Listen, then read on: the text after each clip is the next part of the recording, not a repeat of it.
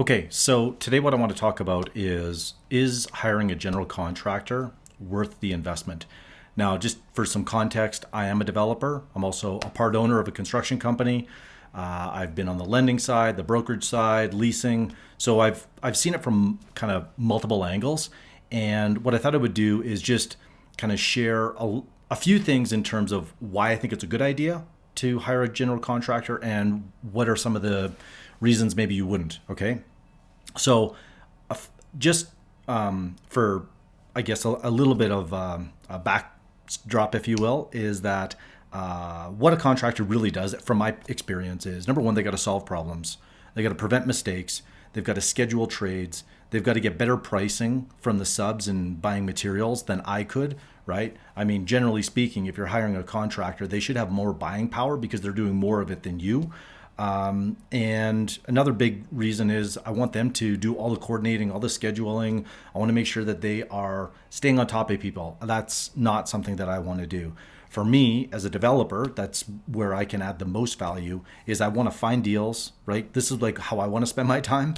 I want to spend my time finding deals. I want to spend my time raising capital. I want to spend my time when I was doing retail. I want to really focus on the leasing. And the last one is just overseeing the development, right? I want to be kind of managing the general contractor as well as the consultants, and then interfacing with either my limited partners, the bank, whoever it happens to be, right? So that's kind of like a little bit of the big picture, if you will, right?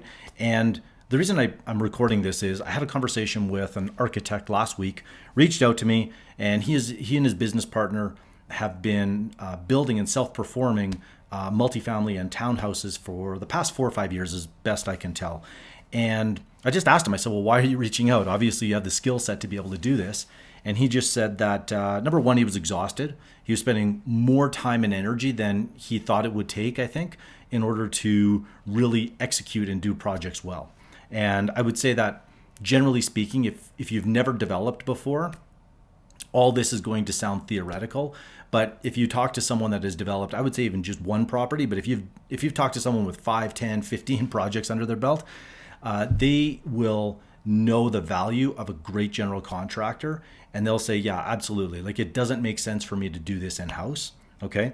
And frankly, like I said, I mean, this architect really wanted to focus on this, like what he did well, right? He was very creative. He could come up with and design amazing products or properties and buildings.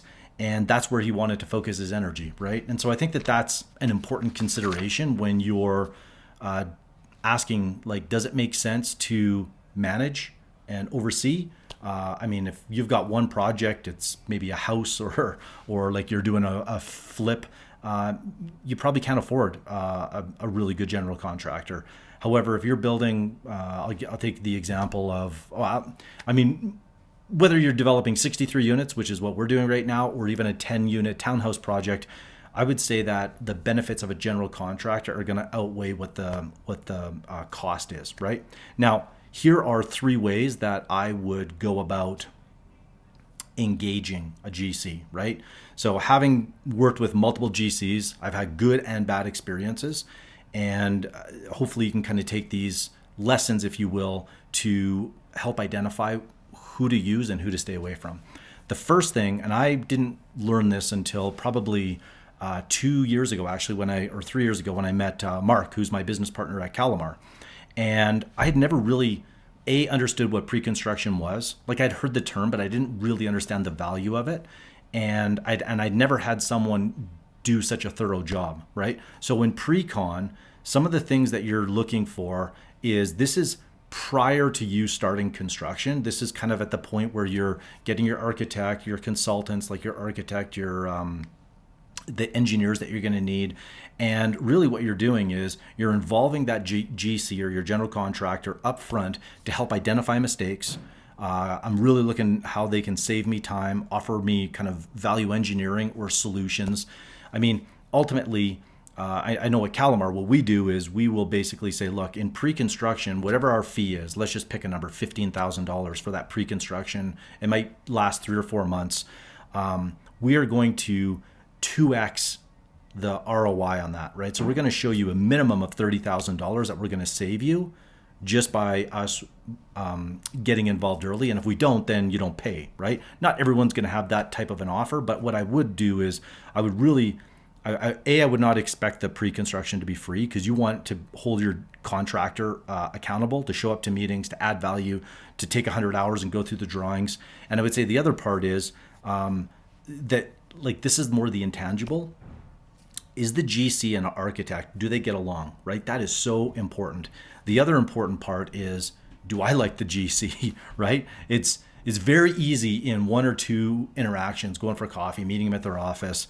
Like, it's pretty easy to actually put on a good face. It's very different when you are faced with challenging times, and that's not going to happen in pre-construction 90% of the time, right? And so I'm looking for ways that I can kind of push that contractor up front, so I can see how they respond under pressure. Do they show up on time? All those kind of things, right? So that's kind of the first thing, benefit, if you will, of pre-construction, and where the contractor can add value. The second is, I'm looking at, do they have the manpower and to be able to execute, right? So for most of my projects, that means a full-time site super, full-time project manager, and project coordinator. Now, depending on the size of your project, you may or may not need a full-time project manager or project coordinator. They might manage 2, 3, 4, depends on how they're set up.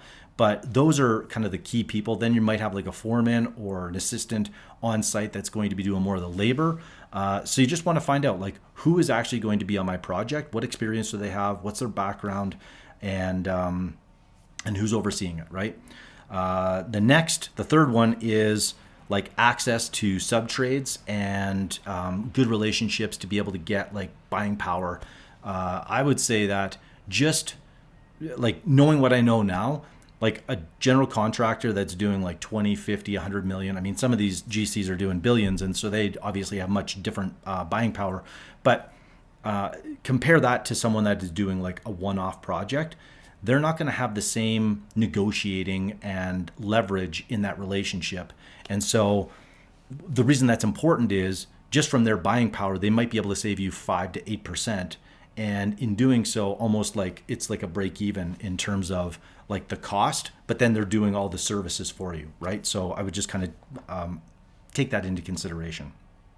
So those are the three ways that I think a contractor can add value: pre-construction, obviously the right team, and access to the subs and getting better pricing on materials. Now, here are a few reasons why maybe you wouldn't hire a general contractor, right? And this is really speaking to people that are probably in construction, because they would have the wherewithal to be able to kind of make this decision properly, right? Or maybe you're an engineer or something to that effect, okay?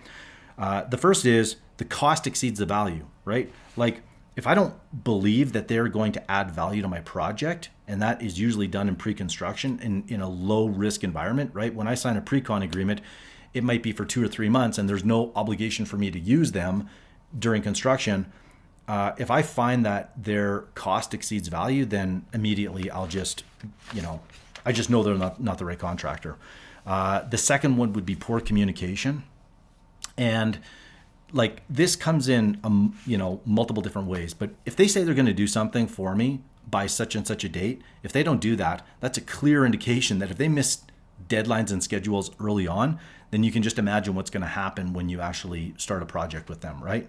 And then I would say the other challenge that I've experienced, when I was new to development, is I'd only hear from my contractor when a problem became a crisis, and now it was like on me to fix. And at the end of the day, that's why I hired the contractor, right? Like, I'm going to obviously be a part of decision making, and what I would say though is, like, involve me early. I should be getting bi-weekly reports. I should be able to, go on site and weekly meetings. And you really want to make sure that communication between the site super, the project manager, the developer, like and it's very smooth, right? I can't emphasize that enough, because at the end of the day, that's how everything is going to be either getting done or not getting done. And then the third reason is that GC doesn't have the experience. I kind of always like, I just tell it how it is, and that is, I don't want a contractor learning on my dime, right? Like, you go figure it out, and then if you've got that experience, you can work with me. So I mean, to kind of quote Richard Branson, he basically says, as it relates to the purpose of a business, and it's to make your client's life easier. And if you think about what a contractor is really trying to do, or what they should be doing, is they should be making your life easier, right? If they make your life easier, in my mind, it's an easy decision. Of course, I'm going to hire them. However, if that contractor does the inverse, right? If they make my life harder, really, why would you need that, right? I mean, there's construction and development is difficult enough, so there's no need in stacking the deck against you. So that's essentially what I wanted to kind of share with you in terms of like how I'm looking at whether or not a contractor is worth the investment. I would say if you can find the right contractor, and that's why a lot of developers that we work with, even at Calamar, what's interesting is they have done their own they've self-performed in the past. They realize how expensive it is, how difficult, how complex, how hard it is to find the right people and keep them busy, that they now outsource it to us. So anyways, that's obviously not for everybody, right? There's always going to be people out there that self-perform, and they might think that it's crazy to do it otherwise. But I'm just giving you my experience. And as a developer, the reason why now I'm partners in a construction company, because I saw how important it was to know both sides of the equation. So hopefully that helps. Have a great week, and we'll see you next time. Bye for now.